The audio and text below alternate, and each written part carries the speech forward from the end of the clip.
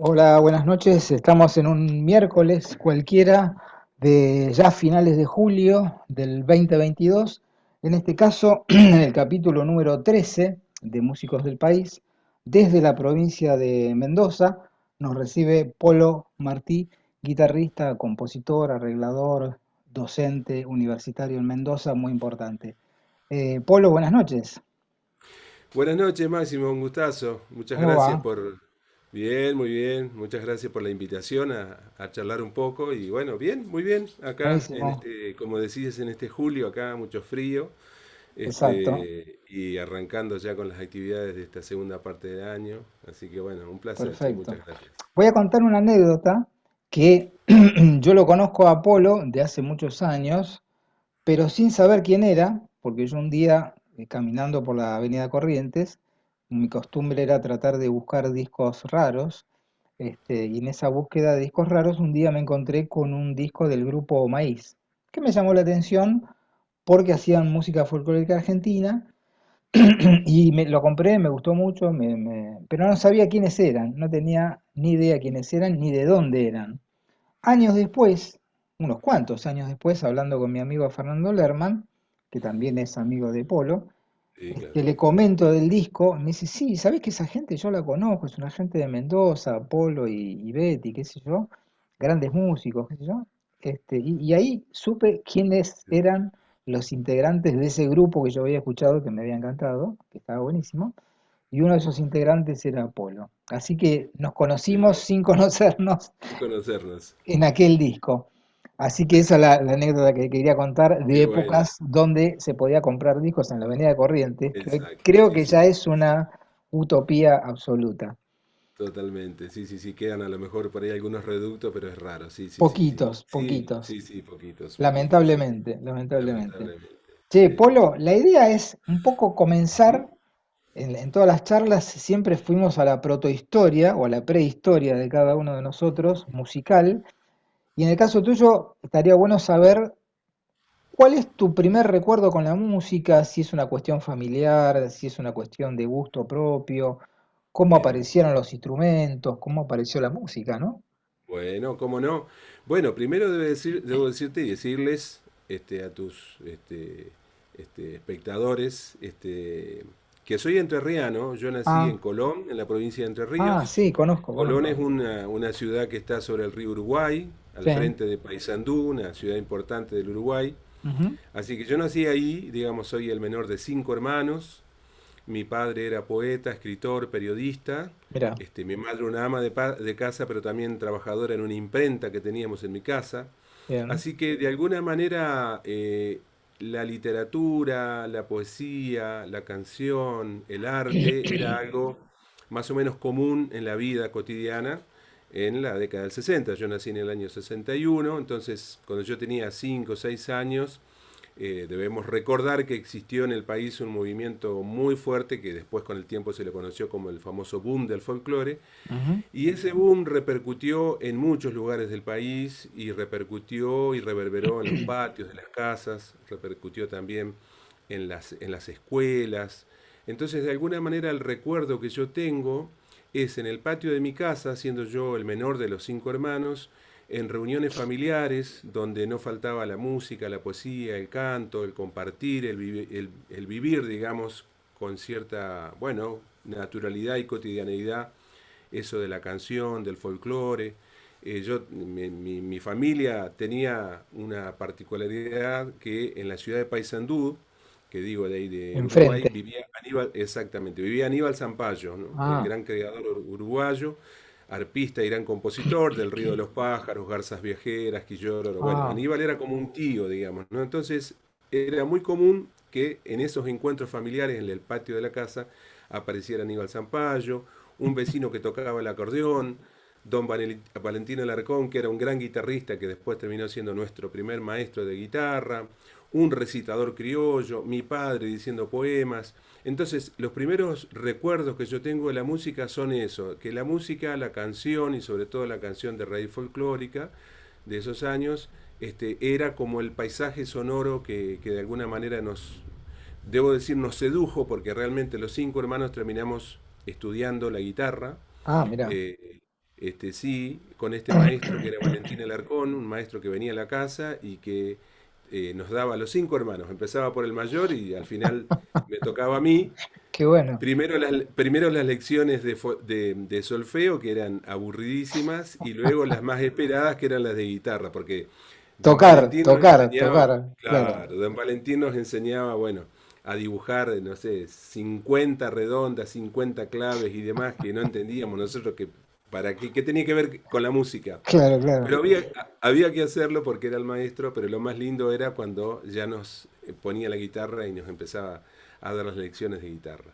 Así que bueno, ese fue el primer encuentro, digamos, con la música, primero vivenciándola en el patio de la casa, en el patio de nuestra casa enterriana, y luego el aprendizaje con este maestro, y bueno, y a partir de ahí la vivencia, porque esto que comentaba del boom del folclore realmente fue un movimiento muy importante, Muy y los fuerte. recuerdos que yo, sí, los recuerdos que yo tengo son de mi maestra de la escuela primaria, una queridísima maestra que me hizo amar la música, aprendí muchísimo, canté en el coro de la escuela, tocaba distintos instrumentos y bueno, es como que la música terminó siendo parte de la vida y parte de un lenguaje que me resultaba muy bello, muy lindo, ¿no? ¿Mm? Así Sí. que eso fue un poco ahí el Ahora, comienzo, digamos. ahora qué potente, qué fuerte que es sentir que uno tiene un padre poeta, como en el caso tuyo, con apellido Martí. Sí, totalmente, sí, sí, sí.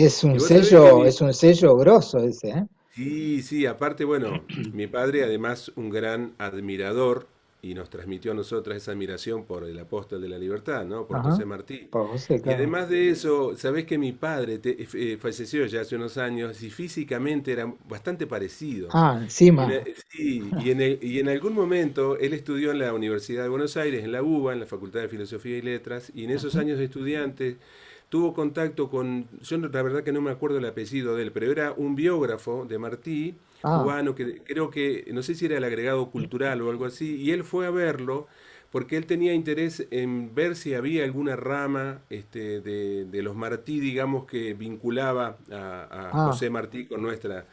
Y bueno, estuvo charlando con él y le comentó, bueno, justamente que de ahí, desde Cataluña, de Barcelona, digamos, de donde es origen los Martí, digamos, hubieron dos ramas, una que se dedicaba a la venta de caballos, que fue hacia Cuba, y otra que mira. vino hacia a estos lares, ¿no? Y que Ujú. seguramente es probable que haya habido algún parentesco, y lo que le decía a este biógrafo, le decía que más allá del parentesco sanguíneo, lo más importante era el otro parentesco, ¿no? Y Claro. bueno, adhirió obviamente al pensamiento y bueno, Y, y, al espíritu martiano, ¿no? Que es maravilloso, ¿no? y Así cómo el que, espíritu de ese hombre impulsó y revolucionó la cabeza de tipos como Fidel Castro, ¿no? Cuba. totalmente, sí, sí, sí. Es decir, en Sí, sí, Cuba, sí. yo tuve la suerte de estar en Cuba y la marca de José Martí es fuertísima. Uf, sí, Y sí, la sí. marca de José Martí en los líderes de la revolución fue tremenda. Sí, sí, sí, sí, sí. Una Sí, marca a o sea, fuego. obviamente se conjugan y se han conjugado en la persona de Martí muchas cosas, ¿no? Un Ujú. escritor, un militante, un luchador, un periodista, un escritor, Sí, bueno, una persona que reunía muchas cosas y bueno, cuando lee sus libros, cuando lee sus escritos, desde Nuestra América, los versos sencillos o distintos artículos que él fue publicando, ¿no? ujú. Publicaba en diarios acá en Argentina, ¿no? Recordados diarios nacionales donde publicaba Martí, y realmente uno, es como que la figura, esa figura porque era bastante pequeño él, realmente se No, es agiganta en la inmensa. medida que uno profundiza, claro, en su pensamiento, y además es un pensamiento que es totalmente vigente, porque no era algo que se aplicaba a ese momento, que había que batallar en No, algo puntual, sino que son de alguna manera los fundamentos yo diría, de un pensamiento filosófico latinoamericano, sin duda, ¿no? claro, claro, Así claro. que sí, bueno, ese espíritu de alguna manera revoloteaba también en En tu las charlas y casa, en los encuentros familiares en la casa. Sí, sí, claro, sí, claro, claro. claro. Sí, Qué sí, sí. interesante, ¿no? Sí, sí, sí, totalmente. Che, Sí, ¿y qué sí. pasa con ese niño Polo que empieza a tocar la guitarra y toda su familia toca? ¿Qué merezunda artística se arma ahí? Se arma ahí. Bueno, a ver, es muy linda porque te imaginas que ya siendo más grande nosotros, yo te hablaba recién de los 5 6 7 8 9 años, digamos, ya después obviamente cada uno de nosotros siguió transitando la vida y siempre la música, la canción, los Ujú. encuentros, los distintos proyectos que fueron apareciendo juveniles, pero lo cierto es que de los cinco hermanos, el mayor, que es Jorge, que vive en Neuquén, guitarrista, compositor también, Ah, Jorge integró el quinteto de Carlitos Aguirre, los dos primeros discos del Negro Aguirre, el ah, disco mira, Crema y el disco Rojo, lo tienen a mira. Jorge Martí como uno de sus integrantes, guitarrista. Bueno, lo cierto es que Jorge el mayor y yo el menor fuimos los que nos dedicamos a la música. O sea, elegimos a la música como, bueno, como profesión, como modo de vida, como modo de sustento y como, bueno, proyecto, digamos, que nos terminó delineando nuestras familias y demás, ¿no? Claro. Lo cierto es que, bueno, llegado el momento, cuando yo estaba en tercer año de la secundaria, ya decidí que quería estudiar música, así que en los dos últimos años del secundario me dediqué a estudiar. Mi hermano Jorge ya estudiaba en la Universidad Nacional del Litoral, en Santa Ah, Fe, ujú. así que de alguna manera él me fue orientando, porque ahí en Colón no había maestros, digamos, que me llevaran, que me capacitara para ingresar en la universidad. Así que en el año 79, 1979, años complicados, digamos, Uf, tremendo. para el país, bien lo sabemos, bueno, decidí, ingresé a la Universidad Nacional del Litoral para estudiar la carrera de Profesorado Nacional de Música en la especialidad de guitarra. Ujú. Y bueno, y ahí tuve como maestro a Walter Einzig, un gran compositor y gran guitarrista, y Sí. bueno, un montón de otros maestros, ¿no? Así que sí, ya ahí fue una decisión que se dio como natural en mi vida, ¿no? Y los Este, horizontes musicales de aquel momento, cuando vos entrás en la universidad a estudiar como joven, digamos, como adolescente, digamos, eh, ujú.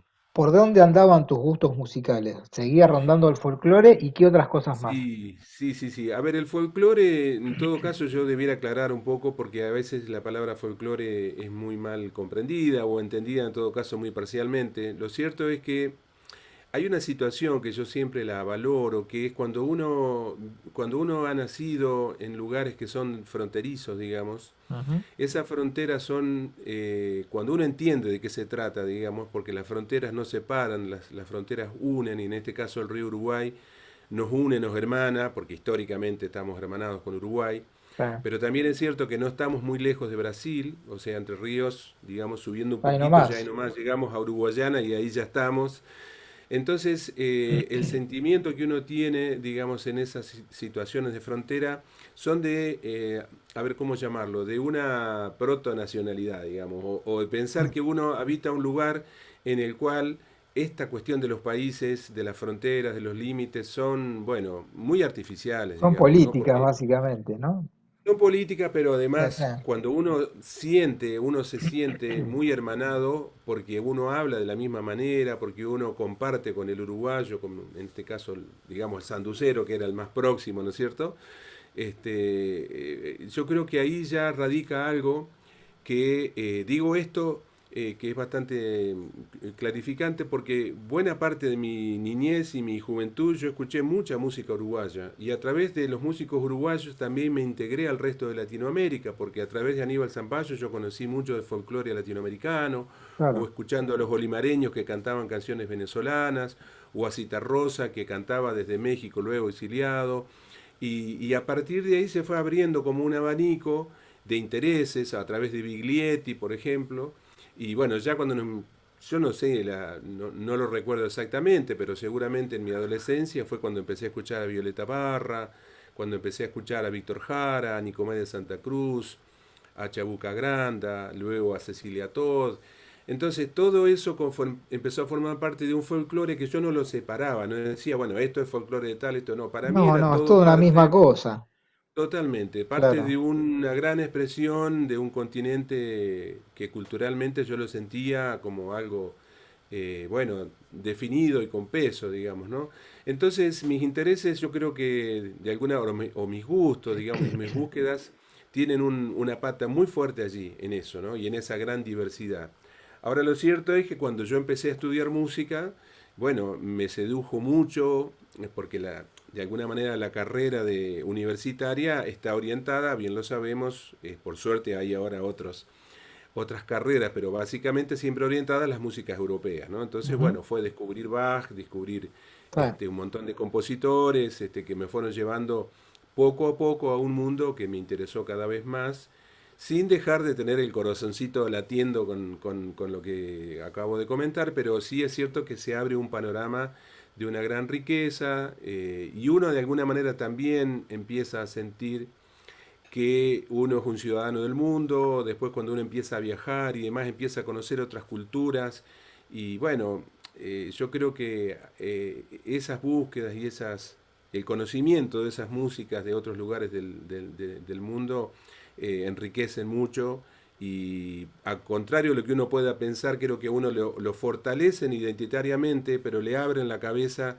para conocer otras posibilidades de expresión que son maravillosas en el mundo, claro, ¿no? claro. Así Una que, cosa interesante que me parece estaba pensando mientras vos hablabas de esto, de tus gustos de la música latinoamericana, en sí, general, también tiene un sesgo ideológico muy importante a todos los sí, artistas que vos nombraste, y vuelvo a sí, encadenar eso con Martí, ¿no? claro. Sí, totalmente. Sí, sí. A ver, a mí me tocó, digamos, por un lado, abrevar en esas músicas. Sin duda, yo era el menor de mis hermanos, pero los que elegían los discos, los que traían los discos eran mis hermanos mayores, que ya Claro, tenían claro. seguramente una mayor conciencia social, política, digamos, sin ninguno de ellos tener, en todo caso, ningún compromiso, ninguna militancia, Sí, digamos sí. así, partidaria, ni mucho menos, pero siempre tuvieron como un pensamiento, yo diría, más bien de izquierda, latinoamericanista, Ujú. y que encontraban que lo que esta gente decía era algo que, bueno, estaba como con mucho fervor en esos momentos, ¿no? El pensamiento de, bueno, de escuchar a Violeta Parra, escuchar a Víctor Jara, escuchar las voces, digamos, de distintas culturas latinoamericanas que en ese momento expresaban una necesidad muy fuerte de reivindicación social, cultural, política, etcétera, etcétera. Estamos hablando de la década del 60, y comienzos del 70. Sí, sin dudas, yo creo que eso fue como, de alguna manera, si se quiere, una escuela, ¿no? Lo Totalmente. que Y uno que sigue aprende a través de vigente. Además que sigue Sí, sí, vigente. por supuesto, claro que Hoy en sí. día se sigue discutiendo lo mismo que en los Sí, 60, en los 70, y lo mismo sí, que San Martín y Bolívar hablaron en su momento. claro, exactamente. 200 Sí, sí, años sí. después, o más de 200 años después, seguimos hablando sobre lo mismo, ¿viste? Sí, sí, sí, sí, sí, sí, es cierto, sí. Son temas muy interesantes. Después Muy uno, interesante, o sea, sí, después uno, obviamente uno a través del tiempo va, bueno, va accediendo a un montón de otros conocimientos, los viajes, las lecturas, los estudios. Yo en su momento, ya después cuando nos vinimos a Mendoza, ahora cuento un poquito ahora en un ok, ratito, si te parece, dale. por qué terminamos acá en Mendoza, pero lo cierto es que cuando uno empieza a estudiar ya carreras de posgrado y demás, donde uno le interesa en particular estos temas que tienen que ver con el pensamiento, con la Claro. filosofía y demás, creo que, bueno, es como que se va solidificando un poco eso que uno recibió de niño desde la música y la canción, pero Sí, se van abriendo, creo yo, también otras perspectivas interesantes que, bueno, uno también las termina después volcando en la docencia, ¿no? Que claro, es claro. otra parte de la vida que me tocó y que, bueno, amo profundamente, ¿no? ¿Y cómo fue el proceso ese de estudio y en qué termina ese proceso de estudio en la universidad? Bueno, yo egreso en el año 84, es decir, yo ingresé en el año 79. Tuve, bueno, como decía, años muy difíciles, porque además Santa Fe, la ciudad de Santa Fe fue una ciudad muy castigada en Sí, el sentido de bueno, lo que significó estudiar en tiempos de dictadura. Lo cierto es que recibí la democracia o sea, al final de mi carrera, y en el año 84 me recibí. Volví a Entre Ríos para encontrar ahí, en todo caso, una forma de trabajo, y justo regresa de su exilio en Suecia Aníbal Zampayo. Aníbal Zampayo, quien mencionábamos recién, él fue preso político, tuvo preso político con, bueno, entre otros con Pepe Mujica. ajá, Él era militante de Tupamaro. Lo cierto es que cuando salió de prisión después de unos cuantos años, se exilió en Suecia. Y ah, en el año 84, fines del 84, él hace una gira por Argentina, y bueno, termina esa gira en Entre Ríos y recala en mi casa, ah, digamos. Todavía Uruguay estaba todavía en dictadura, no podía cruzar ni quería cruzar Zampayo. Ya algunos recordados y importantes figuras del canto popular uruguayo habían cruzado, ¿no? Hablo de Citarrosa, los Claro, Olimareños, en fin, Zampayo no quería cruzar hasta que hasta que, bueno, vuelva la democracia, que finalmente termina sucediendo. Lo cierto es que en el año 84 se instala ahí en mi casa y yo recién egresado, bueno, con todo mi entusiasmo, y Zampayo me propone formar parte de su conjunto, y como yo ya había tenido muchas, bueno, determinadas experiencias en ensambles y arreglos y demás, ya venía con ese espíritu. Me dijo Aníbal, bueno, yo quiero que vos decidas qué conjunto armar a qué partir de, bueno. obviamente. Sí, sí, sí, la verdad que para mí fue un honor, un orgullo y una responsabilidad. Así que Claro. bueno, después de algunos meses, de algunos trabajos que hicimos ahí en Entre Ríos, en el año 85, nos fuimos a vivir a Buenos Aires, y estando en Buenos Aires empezamos a armar un grupo, bueno, a partir del proyecto artístico y de repertorio que quería hacer Sampaio.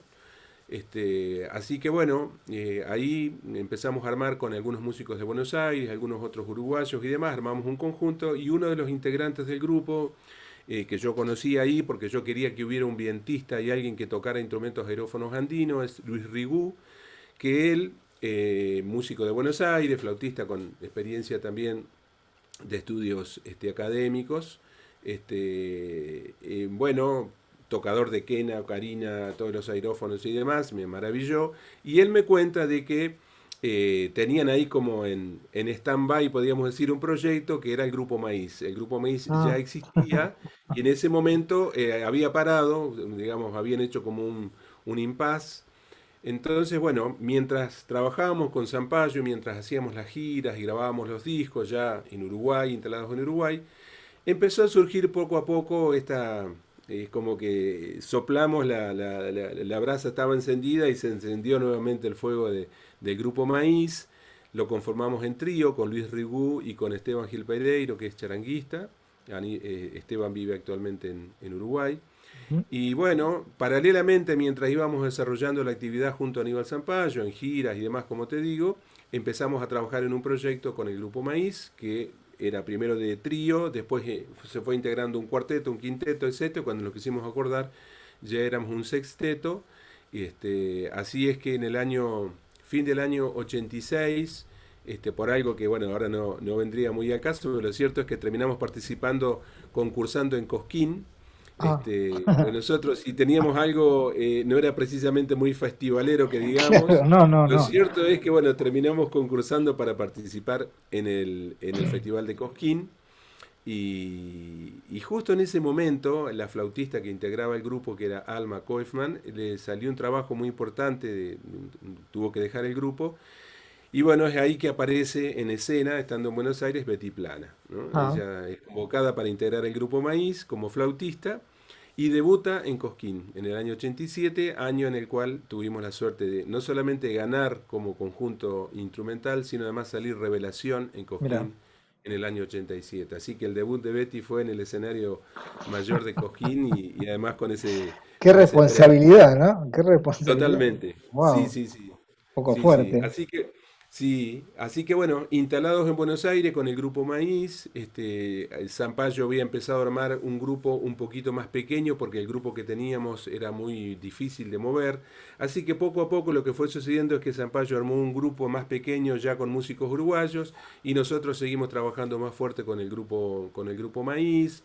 Se habló de la posibilidad de una primera gira por Europa, lo del famoso disco que grabamos en Buenos Aires y que salió editado, que comentabas al principio de esa Ah, anécdota, que se le ha editado en el año 1992 en Francia, en Milán Sur. Y bueno, y a partir de ahí, bueno, un movimiento muy interesante de vida y de trabajos musicales con el grupo, que fue como, bueno, nos marcó algo que todavía sigue, lo claro, seguimos manteniendo, ¿no? claro, claro. ¿Y cuándo es tu llegada a Mendoza? ¿Cuándo decidís y por qué ir a Mendoza?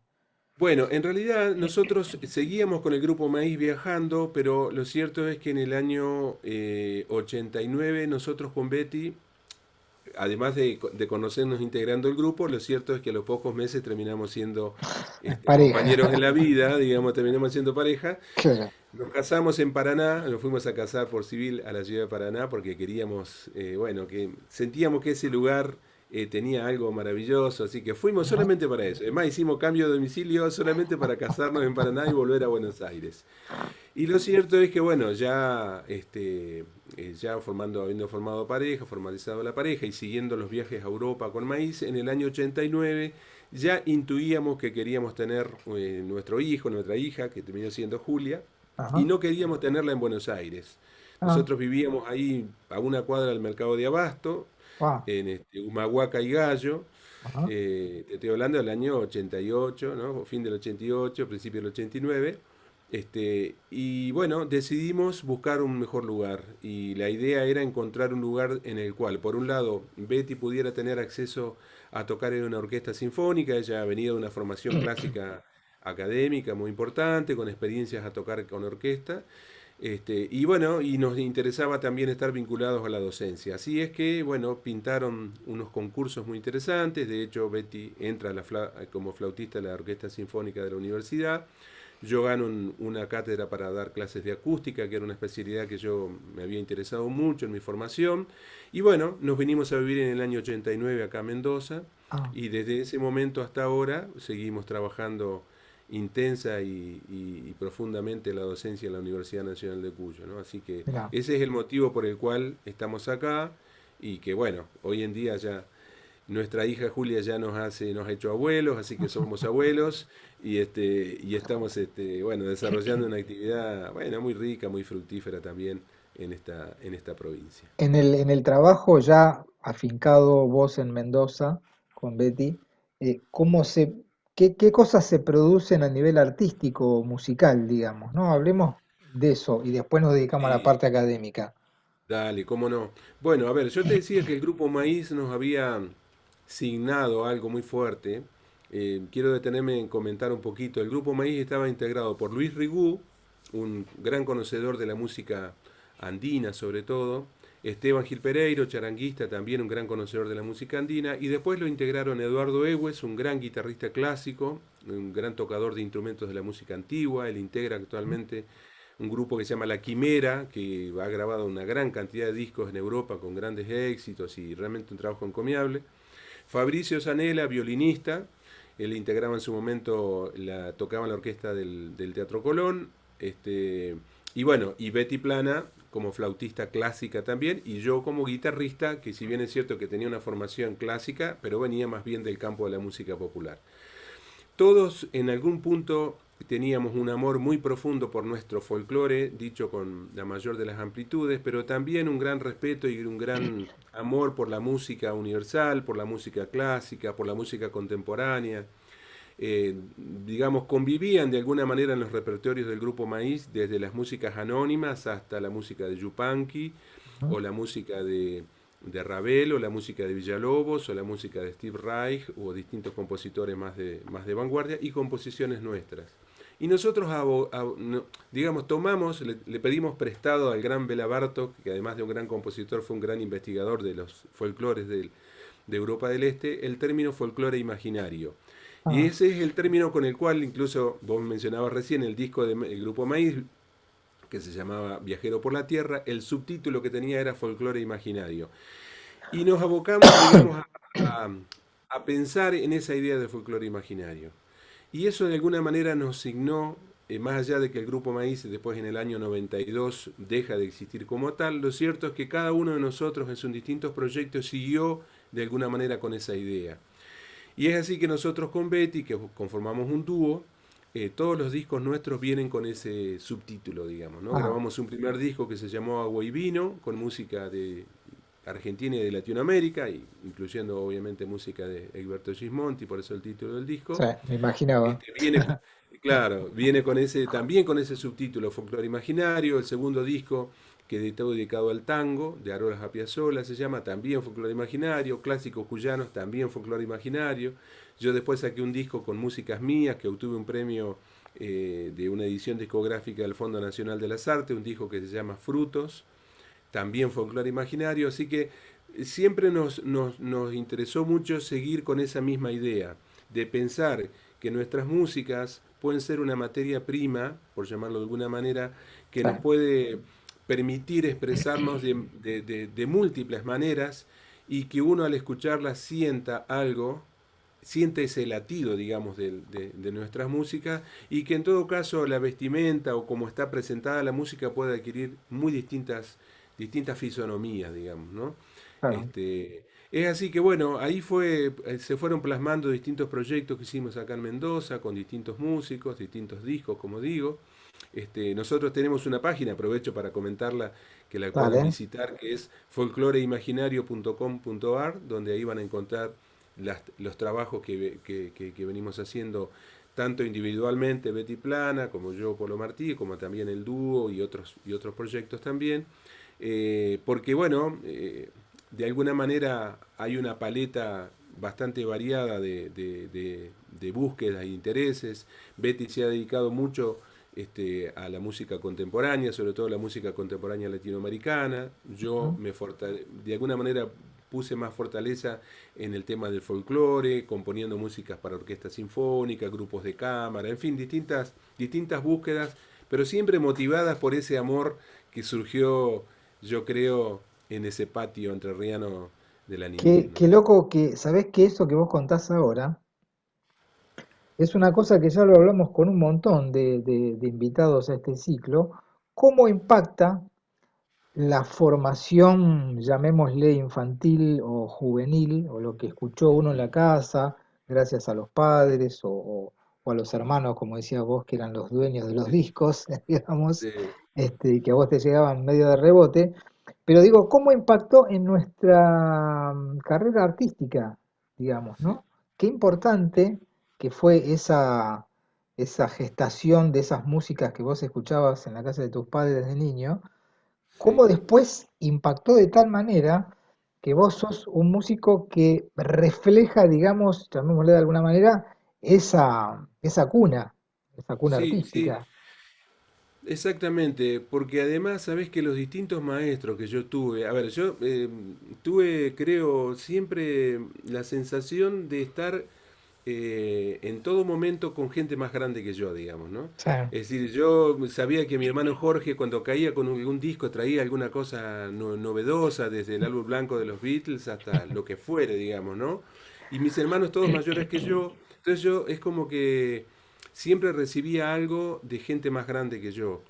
Y de alguna manera, si uno puede considerar a los hermanos también, obviamente como maestros, lo cierto es que mis maestros verdaderos, hablo de Aníbal Zampayo, hablo de Walter Einze, hablo del Zurdo Martínez, hablo de Ramón Ayala, hablo de Remo Pignoni, de Chacho Müller, en fin, de una gran cantidad de maestros que realmente tuve en la vida y otros, muchos otros, todos ellos de alguna manera también orientaron las búsquedas por ese lado, ¿viste? Quiero decir, en algún momento yo tuve la suerte de grabar un disco invitado por mi maestro, por Walter Einze, tuve la suerte de, como comenté, con Aníbal Zampayo, o con Ramón Ayala, con sus gualambaos, y con distintos maestros, y en todos ellos yo lo que sentía era de alguna manera el mismo envión, ese envión de búsqueda de ¿cómo sería? Algo así como no traicionar el espíritu que tiene el folclore. Porque de alguna manera, y contrario a lo que por ahí mucha gente puede llegar a pensar, el folclore es necesariamente algo dinámico, algo que va cambiando permanentemente, se va alimentando de un montón de variables, y justamente la dinámica que tiene el folclore es que precisamente expresa el saber popular, ¿no? El folclore, el saber del folclore del pueblo, y lo va expresando de distintas maneras y a través del tiempo eso va adquiriendo una gran dinámica. Entonces, no traicionar eso, digamos, Aníbal Zampayo tenía algunas imágenes, por ejemplo, él decía, para que crezca el nieto no hay que matar al abuelo, decía, por ejemplo, ¿no? Y es cierto, es algo lógico, ¿no? Pero pensándolo como una Qué bueno, metáfora, está digamos, buenísimo. exactamente, están las raíces, ¿verdad? Las raíces que sustentan ese árbol, digamos, para que crezca y las raíces van a ser fuertes para que justamente los frutos sean cada vez más nutritivos y más ricos.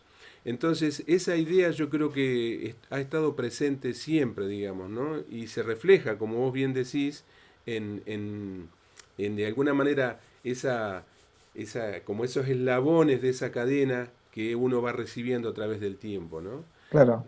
Bueno, uno intenta ser fiel a eso, ¿no? No traicionar ese pensamiento. Recién cuando vos nombraste algunas cuestiones que estás haciendo en estos últimos años, nombraste la cuestión de arreglar para orquesta sinfónica. Ujú. ¿Qué trabajos hiciste con respecto a eso? Bueno, mira, tuve la suerte, digamos, de llegar acá a Mendoza, primero habíamos tenido nosotros con el grupo Maíz una experiencia muy interesante, que es que luego de haber salido Revelación en Cosquín, al año siguiente tuvimos una invitación del maestro Mario Bensecri de componer una música para el grupo Maíz con orquesta, la orquesta Banco Mayo se llamaba en ese momento. Sí, de acuerdo. Es así que, claro, ahí en el Auditorio Belgrano estrenamos una obra que fue una composición colectiva que hicimos con el grupo, que se llamó Pacífico, para el grupo Maíz y orquesta. La orquesta Banco Mayo era una orquesta de cuerdas. Sí, Y yo quedé muy cargado, muy impresionado con ese trabajo, así es que cuando ya estuve acá instalado en Mendoza, empecé a tener mis primeras experiencias compositivas.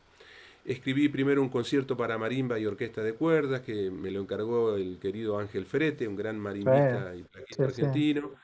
Después compuse en el año 1993 una obra que realmente me dio como muchas satisfacciones, que se llama Canto a Guayasamín, porque estuvo en Mendoza el gran pintor ecuatoriano, Tremendo. sí, hizo una muestra increíble acá, y yo propuse a la Orquesta Filarmónica de Mendoza componer una obra que de alguna manera me permitiera, bueno, agradecerle a Guayasamín por toda su obra, y compuse una obra para dos orquestas, una orquesta andina y una orquesta Mira, sinfónica, esa obra del año 1993. Luego compuse un concierto para flauta y orquesta, dedicado obviamente a Betty Plana. Y bueno, y a partir de ahí se abrió un panorama muy interesante de trabajos de arreglos y orquestaciones sobre músicas populares regionales y argentinas y latinoamericanas sí, para diversos proyectos. Entre ellos, uno de ellos que sigo siendo yo el director artístico, que se llama La Fiesta de la Cosecha, que es un evento que se hace justamente en la época de la vendimia, acá en el aeropuerto de Mendoza, con una orquesta, suele ser la Orquesta Filarmónica, con un montón de invitados que ya hace, yo empecé creo que en el año 2011, ya son muchos años que venimos trabajando con eso y han desfilado una gran cantidad de artistas, de Jaime Torres, Susana Rinaldi, Ricardo Mollo, Ralio Barrio Nuevo, Susana Vaca, Pedro Aznar, bueno, un montón de gente. Y la verdad que tener la posibilidad de trabajar no solamente para estos artistas renombrados, sino de generar repertorios para que participen también músicos, conjuntos, solistas de acá de Mendoza, ha sido algo que creo que se ha aportado algo interesante. De hecho, todos estos músicos y otros que han pasado por acá han destacado el aporte que ha sido el trabajo con la fiesta de la cosecha y otros proyectos, ¿no? todo esto que Así que estás eso, contando, perdón, Polo, todo esto que estás sí, contando está registrado en algún lado, sí. en YouTube. ¿Hay Sí, sí, videos de totalmente. eso? Sí, pueden buscar Fiesta de la Cosecha, y, digamos, hay un registro a través del Fondo Vitivinícola de Mendoza, donde hay registro así de todo eso. Sí, sí, Porque sí. generalmente yo a Tiene, las charlas les agrego en los sí, comentarios claro. música de cada invitado, entonces estaría bueno Sí, que después sí, combinemos totalmente. nosotros qué cosas podrían ir en esos comentarios, ¿no? Para que la gente los escuche, ¿no?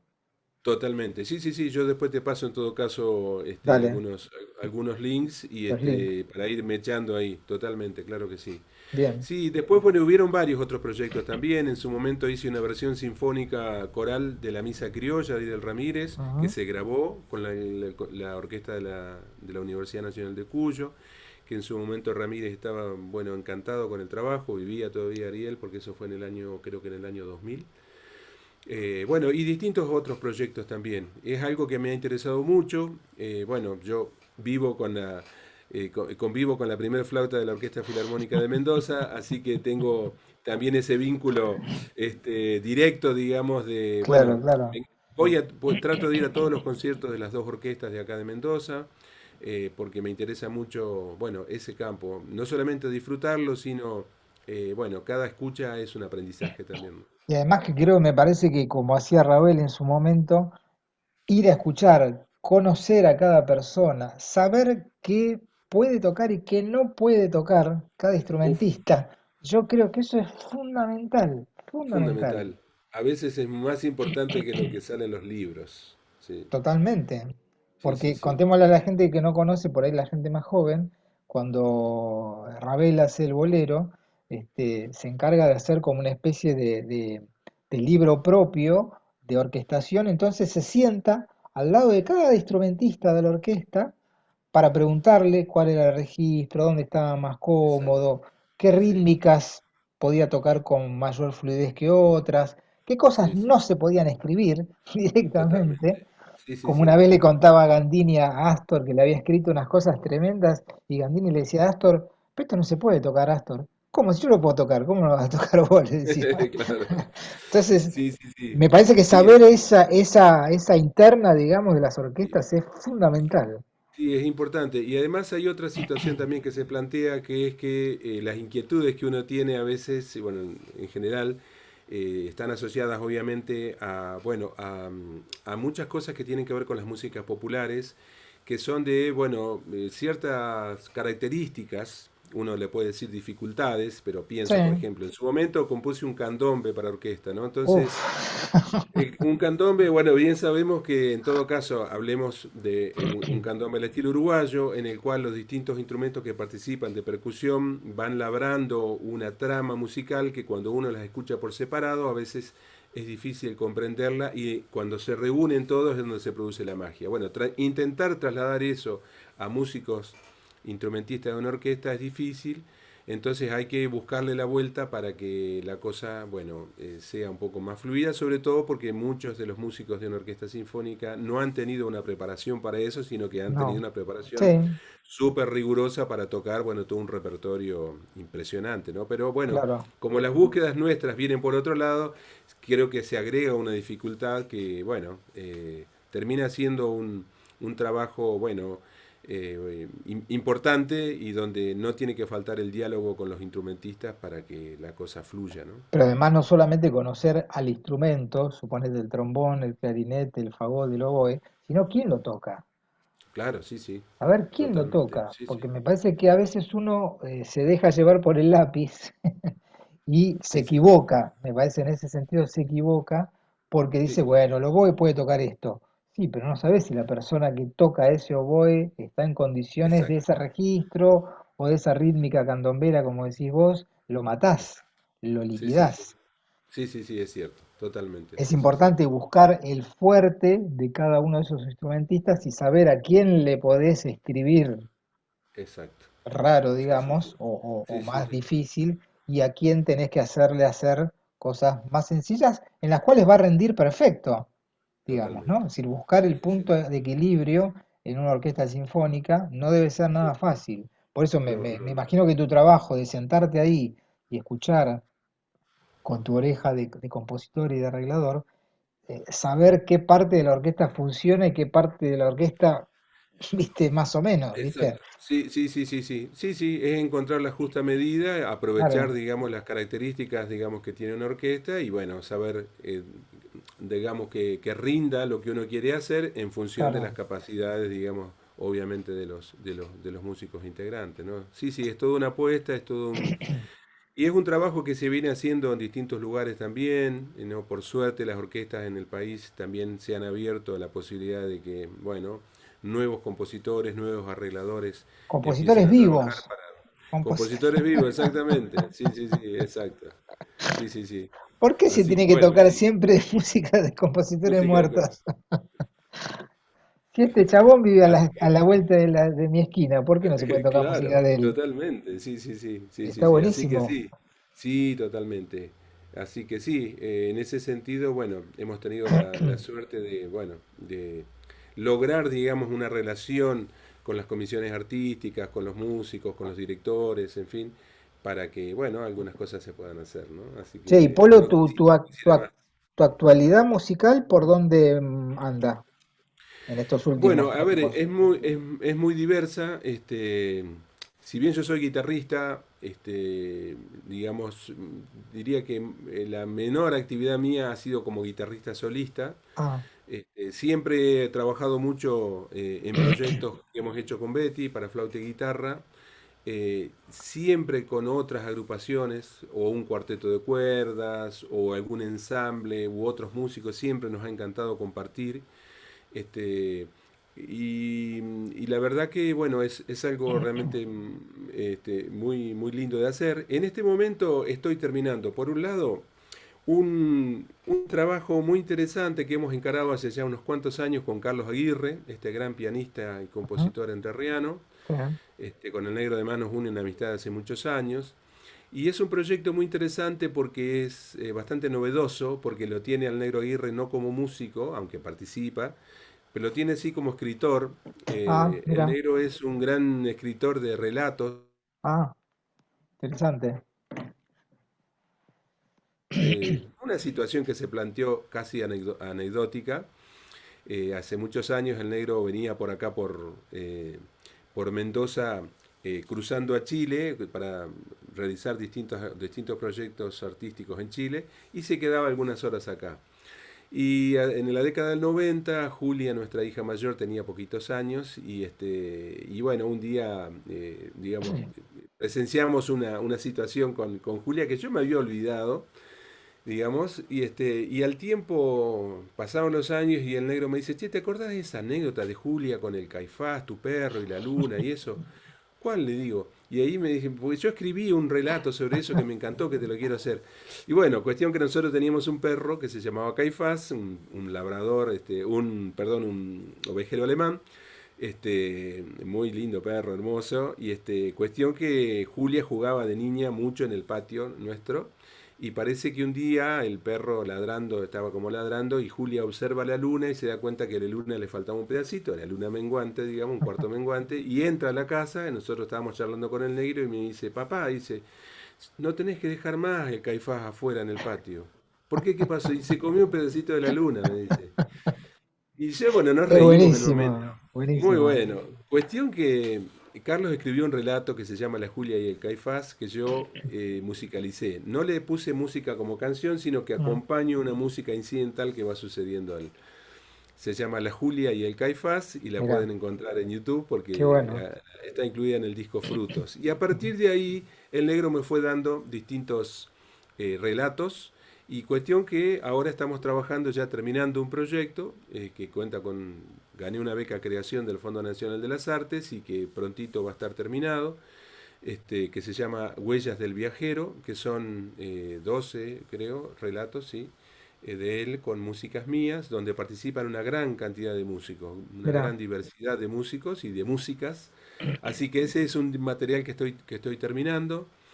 Por otro lado, estoy encarando un proyecto muy interesante que es también un anhelo, un sueño que tenemos con Betty hace muchos años, que es que yo componga un concierto para flauta, guitarra y orquesta, ah, que es un encargo de la Orquesta Sinfónica de Entre Ríos, que va a ser para el año que viene, así que estoy empezando a bocetear algunas cosas para hacerlo, bueno, bien con tiempo. Estoy trabajando también bueno, la fiesta de la cosecha sigue siendo un proyecto que seguimos haciendo anualmente. Eso sigue estando dentro de la actividad.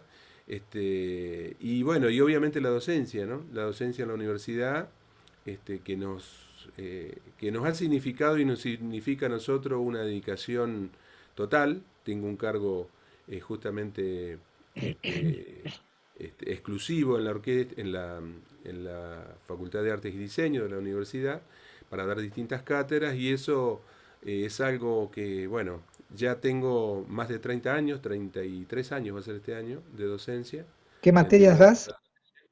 Bueno, doy acústica, que es una materia que yo estudié en Santa Fe con mi maestro Ah, Dante Grela y después hice distintos cursos y capacitaciones, gané ese concurso. Después doy interpretación en guitarra para la carrera de música popular, que es una ah, licenciatura que creamos en el año 2003. ujú, Doy música popular en la carrera del profesorado, que es la que abastece de maestros y maestras de música a ujú. la sociedad, así que es bueno, una carrera que amo muchísimo también. Así que bueno, son esas cuatro asignaturas que tengo y que bueno, dedico mucha actividad y que bueno, por cierto es la que me mantiene además económicamente en mis trabajos y es la que dedico, sí, con mucha pasión porque me encanta la docencia. Qué interesante, ¿no? Porque es una carrera, digamos, viste que hay mucha gente ligada en general a los conservatorios que deja su carrera artística por su carrera docente, su carrera académica y, digamos, no tocan, ¿viste? sí, y en el caso tuyo veo que las dos sí, cosas van paralelas, que está sí, buenísimo, sí, porque me parece que los estudiantes también cuando ven a su profesor en actividad, me parece que también le da como otra intriga de qué pasa con ese tipo sí, que me está explicando lo que es la escala de do mayor y de repente está arriba de un escenario con una orquesta sinfónica, con un disco. Me sí, parece que sí, es muy atractivo, ¿no? Para uno sí, sí, sí. como estudiante ver que su profe toca, digamos, ¿no? Sí, sí, sí, es muy importante. Yo diría que es como necesario, digamos, ¿no? Lo Totalmente. cierto es que, bueno, hemos intentado, lo hemos logrado. Hubo años difíciles, digamos, en el año, como te decía, en el año 2003 creamos una licenciatura en música popular. Yo fui uno de los promotores de la creación de esa carrera, fui coordinador de creación del proyecto y después coordinador de los primeros años. Y esos años fueron difíciles de mantener, digamos, la actividad artística, porque bueno, era prácticamente, era un proyecto muy complejo. Si bien era un anhelo que tenía la universidad hace muchos años, hubieron muchos escollos, muchas dificultades, muchas frustraciones, hasta que bueno, finalmente tomamos el toro por las astas y lo logramos, pues, con un apoyo importante, digamos, del rectorado en su momento, del decano de la facultad en su momento, el centro. ¿Viste cuando se dan la reunión, el centro de Sí, estudiantes también nos acompañó? sí, sí. Y bueno, fue el momento justo, ¿no?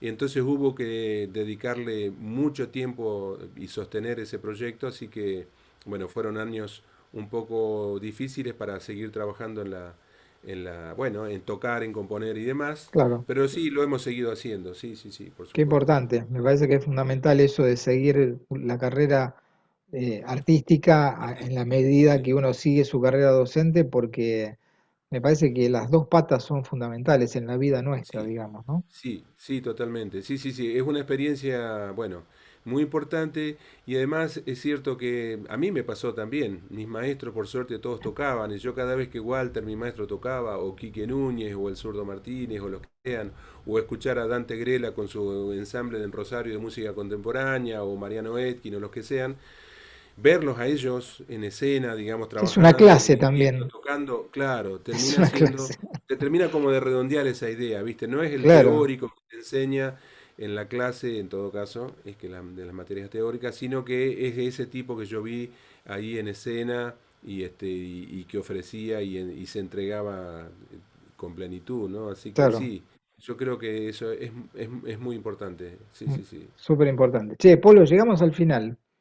Ya pasó casi una Bueno, hora. Máximo querido, se pasó ahí el tiempo, pero bueno, Pero lo creo que es un contaste recordatorio. muy bien cronológicamente, hasta con años y todo, ¿viste? Quiere decir Sí, es que cierto. sos un tipo que tiene una muy buena memoria, cosa que no le pasa a Sí. todos. Quiere decir que el alemán todavía no te anda cerca, No, por por, suerte, por por suerte. suerte. Por suerte, sí, sí, Así sí. que fue Bueno, un gusto tenerte en el ciclo. muchas gracias Máximo. La verdad que te felicito. Vi varias, como ya te había comentado, de estos encuentros y me parecieron muy interesantes porque es escuchar a gente que por ahí uno las ha visto, digamos, tocando, Osvaldo Urucuá o Lilian Saba o un montón de otra gente y de pronto escucharlo y decir, ah, mirá, y te enterás un montón de cosas que a lo mejor, conociéndolos yo, ellos por ahí nunca les había escuchado. Así que Son te parte de la felicito por el historia, trabajo. ¿viste? Y la idea de este Totalmente. ciclo es mostrar también que el mal llamado interior, para los que vivimos en Capital o en el conurbano de la provincia de Sí, Buenos Aires, se generan montones de proyectos, como hablamos antes en la previa, y he conocido, gracias a este ciclo, bajistas del país y músicos del país, un montón de gente que yo no sabía ni que existía, y sí, gente súper interesante, muy abierta a contar sus experiencias, y con experiencias artísticas y muchas veces académicas también, la mayoría, muy ricas y muy fuertes artísticamente, digamos, ¿no? sí, Entonces sí, uno piensa totalmente. desde Buenos Aires que Argentina es Buenos Aires. No, hay una gran equivocación con eso. Sí, sí, sí, sí, totalmente. Sí, por cierto, así que bueno, buenísimo por tu espacio y bueno, estamos acá a disposición Dale, dale. para lo que Bueno, guste paisano, como dice te la mando, canción. te mando un abrazo grande, che. Un abrazo para vos y muy agradecido ahí, un saludo ahí a toda la audiencia. Dale. Esto ha sido el capítulo número 13 de Músicos del País, en este caso desde la provincia de Mendoza ha pasado Polo Martí. Polo, un abrazo grande. Igualmente, Nos gracias. veremos. Dale, chau, chau. Chau, chau, chau.